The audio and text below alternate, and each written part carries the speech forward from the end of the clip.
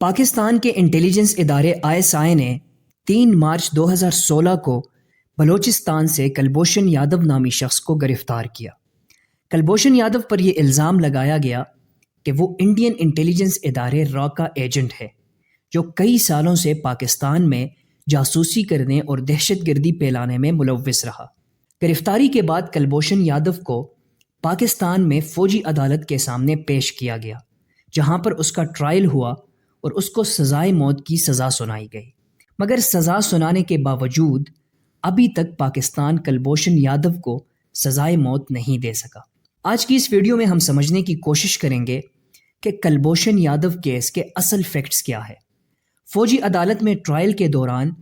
پاکستان سے ایسی کون سی غلطی ہوئی جو بعد میں پاکستان کے لیے بڑا مسئلہ بن گیا، کیسے انڈیا نے انٹرنیشنل کورٹ آف جسٹس میں کلبھوشن یادو کا کیس چیلنج کیا اور کن گراؤنڈز پر انڈیا اپنے مقاصد میں کامیاب ہوا کچھ یوں کہ 3 مارچ 2016 کو کلبھوشن یادو بلوچستان میں بارڈر کے قریب سے گرفتار ہوا۔ پاکستان کے مطابق کلبھوشن یادو انڈین نیوی کا حاضر سروس کمانڈر ہے، جبکہ انڈیا کا دعویٰ ہے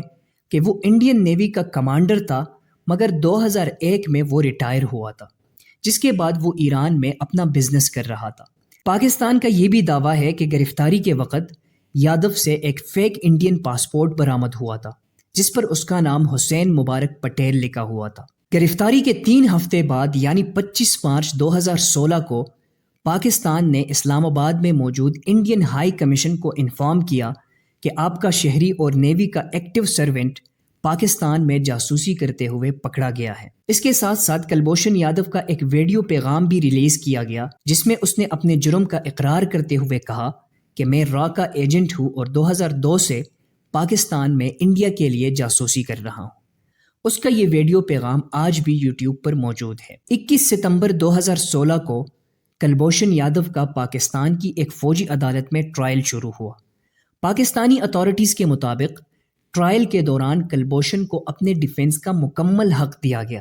اور ایک لا کوالیفائڈ پاکستانی افیسر کو اس کی مدد کرنے کے لیے اپوائنٹ کیا گیا تھا۔ 10 اپریل 2017 کو یعنی ٹرائل مکمل ہونے کے بعد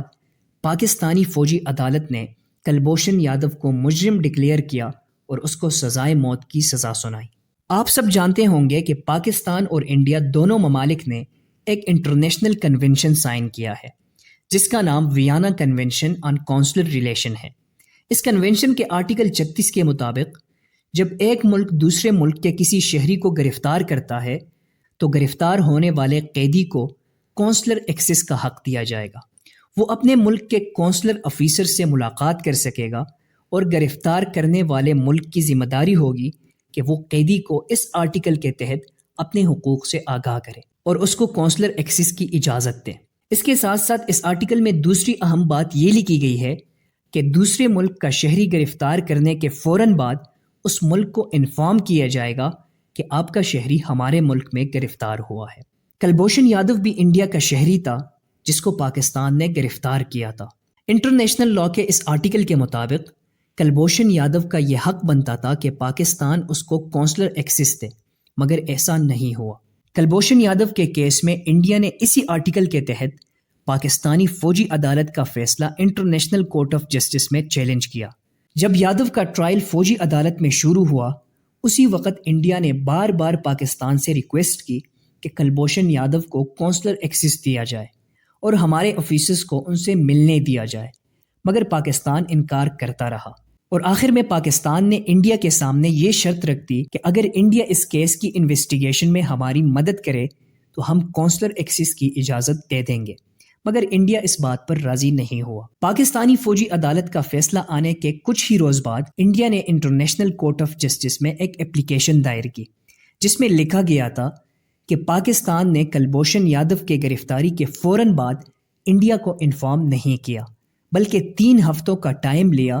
جو قانون کے خلاف ہے۔ انڈیا نے یہ بھی موقف اپنایا کہ پاکستان نے کلبھوشن یادو کو Vienna convention on consular relation کے آرٹیکل 36 کے تحت اس کے حقوق سے آگاہ نہیں کیا، اور نہ ہی انڈیا کو کونسلر ایکسس دے کر کلبھوشن سے ملنے دیا۔ انہی گراؤنڈز کی بنیاد پر انڈیا نے انٹرنیشنل کورٹ آف جسٹس سے ریکویسٹ کی کہ کلبھوشن یادو کو فوجی عدالت سے ملنے والی سزا کو غیر قانونی قرار دیا جائے اور پاکستان کو کلبھوشن یادو کو سزا دینے سے روکا جائے۔ انڈیا نے انٹرنیشنل کورٹ سے یہ بھی مطالبہ کیا کہ پاکستان کو حکم دیا جائے کہ وہ کلبھوشن یادو کو انڈیا کے حوالے کرے، اور اگر یہ ممکن نہیں ہے تو فوجی عدالت کا فیصلہ ختم کر کے دوبارہ سے کلبھوشن یادو کا ٹرائل پاکستان کے کسی آرڈینری سویلین کورٹ میں شروع کرنے کا حکم دیا جائے۔ پاکستان نے انٹرنیشنل کورٹ آف جسٹس میں انڈیا کے کیس پر یہ اعتراضات اٹھائے کہ انڈیا نے کلبھوشن یادو کیس میں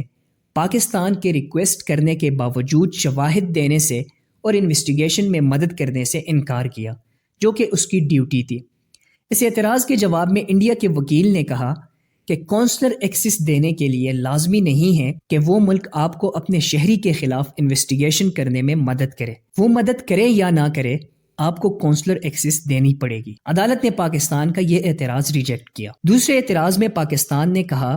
کہ انڈیا نے خود اپنے ایک ایجنٹ کو پاکستان میں دہشت گردی اور جاسوسی کرنے کے لیے بھیجا تھا، جو کہ غیر قانونی اور انٹرنیشنل بارڈر کی خلاف ورزی ہے، اس لیے انڈیا کے کیس کو خارج کیا جائے۔ اس کے ساتھ ساتھ انڈیا کے کیس پر یہ بھی اعتراض اٹھایا گیا کہ Vienna convention on consular relation کا آرٹیکل 36 جاسوسوں اور دہشت گردوں پر اپلائی نہیں ہوتا۔ کلبھوشن یادو ایک جاسوس تھا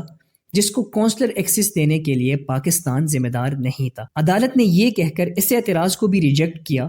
کہ آرٹیکل 36 میں ایسی کوئی بات نہیں لکھی گئی کہ یہ کس پر اپلائی ہوگا اور کس پر نہیں ہوگا۔ انٹرنیشنل کورٹ میں کیس کی مکمل سماعت ہونے کے بعد پاکستان پر یہ ثابت ہوا کہ انڈیا کے بار بار ریکویسٹ کرنے کے باوجود پاکستان نے کلبھوشن یادو کو کونسلر ایکسس دینے سے انکار کیا اور اس کو فوجی عدالت سے سزائے موت کی سزا سنائی۔ عدالت میں یہ بھی ثابت ہوا کہ پاکستان نے کلبھوشن یادو کی گرفتاری کے 3 ہفتے بعد انڈیا کو انفارم کیا، حالانکہ یہ کام گرفتاری کے فوراً بعد ہونا چاہیے تھا، کیونکہ پاکستان کے مطابق یادو سے گرفتاری کے وقت انڈین پاسپورٹ برآمد ہوا تھا، جس سے اس کی مکمل آئیڈینٹیفیکیشن ہو چکی تھی کہ وہ انڈیا کا شہری ہے۔ انٹرنیشنل کورٹ آف جسٹس نے 10 جولائی 2019 کو کیس کا فیصلہ سنایا۔ فیصلے میں کہا گیا کہ پاکستان نے کلبھوشن یادو کو کونسلر ایکسس نہیں دی، جو کہ Vienna convention on consular relation کے آرٹیکل 36 کی خلاف ورزی ہے۔ اس لیے پاکستان کلبھوشن یادو کو کونسلر ایکسس دے گا اور کلبھوشن یادو کیس کو دوبارہ ریویو اور ریکنسیڈر کیا جائے گا۔ ICJ کے فیصلے میں پاکستان کو اختیار دیا گیا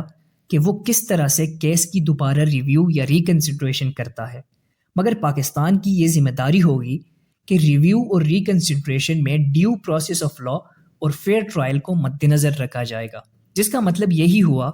کہ ریویو فوجی عدالت کے بجائے کسی سویلین کورٹ میں کیا جائے گا۔ فیصلے کے مطابق جب تک کلبھوشن کیس کی ریویو مکمل نہیں ہوتی، فوجی عدالت کی سنائی ہوئی سزا یعنی سزائے موت سسپینڈ یا سٹے ہوگی۔ انٹرنیشنل کورٹ آف جسٹس کے اس فیصلے کے بعد پاکستان نے کلبھوشن یادو کو کونسلر ایکسس دی اور انڈین کونسلر آفیسرز کو یادو سے ملاقات کرنے کی اجازت دی۔ کیس کے ریویو اور ریکنسیڈریشن کے لیے پاکستان نے 2020 میں ICJ ریویو اینڈ ریکنسیڈریشن آرڈیننس کے نام سے ایک نیا قانون بنایا، جس کے مطابق کوئی بھی دوسرے ملک کا شہری جو فوجی عدالت کے فیصلے سے متاثر ہو یا اس کو کونسلر ایکسس کا رائٹ نہیں دیا جائے تو وہ پاکستان کے کسی بھی ہائی کورٹ میں ریویو اینڈ ریکنسیڈریشن کی درخواست دائر کر سکتا ہے۔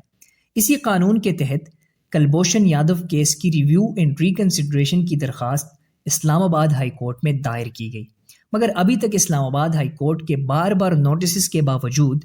انڈیا نے کوئی لیگل ریپریزنٹیٹو نامزد نہیں کیا، جس کی وجہ سے کیس مسلسل تاخیر کا شکار ہو رہا ہے۔ فائدے کی اگر بات کی جائے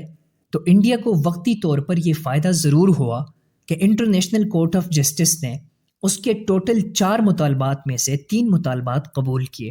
اور فوجی عدالت کا فیصلہ کچھ ٹائم کے لیے سٹے کیا، مگر دوسری طرف پاکستان کو بھی یہ فائدہ ہوا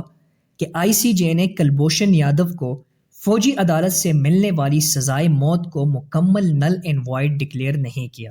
بلکہ تھوڑے ٹائم کے لیے سٹے کیا، جو ریویو کے بعد دوبارہ بحال ہو سکتی ہے۔ اسی طرح پاکستان کو یہ بھی فائدہ ہوا کہ انٹرنیشنل کورٹ نے کلبھوشن یادو کو رہا نہیں کیا، بلکہ پاکستانی عدالتوں میں ہی اس کے کیس کا ریویو کرنے کا حکم دیا گیا۔